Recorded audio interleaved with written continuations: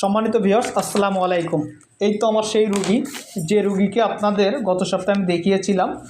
রুগীটা যে সমস্যাগুলো ছিল ইতিমধ্যে আমি একটা ভিডিওতে জানিয়েছি। আজকে যেহেতু সময় খুবই কম, আমি রুগীর মুখ থেকে শুনবো সেই সমস্যাগুলো আর আছে কি না।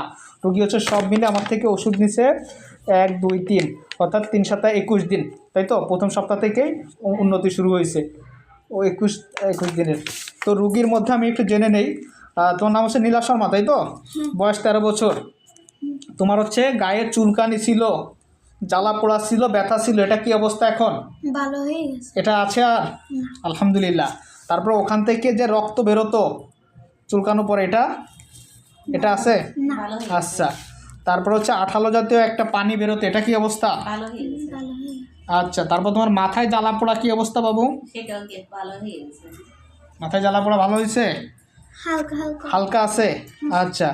তারপরে হচ্ছে তোমার মধ্যে একটা অস্থিরতা কাজ করতো। হ্যাঁ। পায়খানা কি অবস্থা? পায়খানা ভালো হয়ে গেছে। আচ্ছা। প্রস্রাবে কোনো সমস্যা হচ্ছে না। আচ্ছা। তো সব কিছু মিলিয়ে তোমার সেই উতানি মানে চুলকানি গেছে, চলে গেছে? কয়দিনই গেল তাহলে? কয়বার ওষুধ নিচ্ছে সব মিলিয়ে? 3 সপ্তাহ। 3 সপ্তাহ। 3 সপ্তাহ 21 দিন। তার মাঝে হচ্ছে পরিবর্তন পাইছে কয় দিনের মধ্যে? 2 দিনের মধ্যে হয়েছে। 2 দিনের মধ্যে ঘাটা শুকায় আসছে।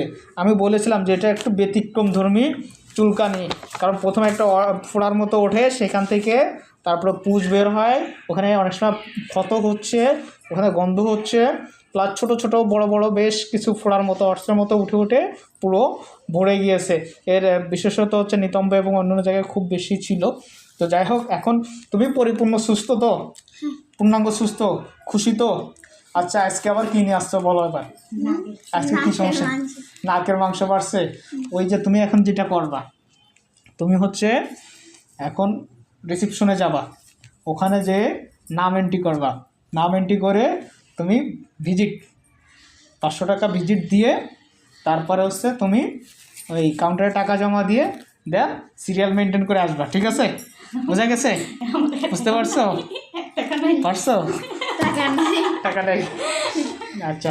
তো যাই হোক, আমার হচ্ছে সেই রুগী যে রুগীর টাকা নেই, ঠিক আছে? তারপর আমি যাই হোক, তোমাকে টাকা দেওয়া লাগবে না, ঠিক আছে? তুমি হচ্ছে সেই রুগী যে রুগীর টাকা নেই, তুমি সুস্থ হয়েছে, এটাতে আমি খুশি, মহা খুশি, ঠিক আছে? তোমাকে আর ভিজিটও দেওয়া লাগবে না, তোমাকে ওষুধের মূল্য দেওয়া লাগবে না, ঠিক আছে? খুশি তুমি? ঠিক আছে, তুমি সুস্থ হও, ঠিক আছে? এই যে তুমি যে মনে করো যে অন্যদের মতো তোমার টাকা পয়সা দেওয়া লাগি নেই, তোমার সিরিয়াল মেনটেন করা লাগি নেই, হুট করে তুমি চলে আসছো ভিতরে, আমাকে এসে সমস্যাগুলো বলতে পারতেছো, ওষুধগুলো নিতে পারতেছো, কেমন লাগতেছে তোমার? বলো। ভালো লাগতেছে?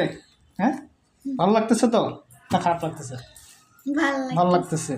মানে একবার সহজ না যে তোমার রিসিপশনেও যাওয়া লাগে নাই, নামও এন্ট্রি করা লাগে নাই, ভিজিটও দেওয়া লাগে নাই, ঠিক আছে? শুধু এসে তোমার আম্মা বলছে যে স্যার আমার মেয়েটা একটু দেখে দেন।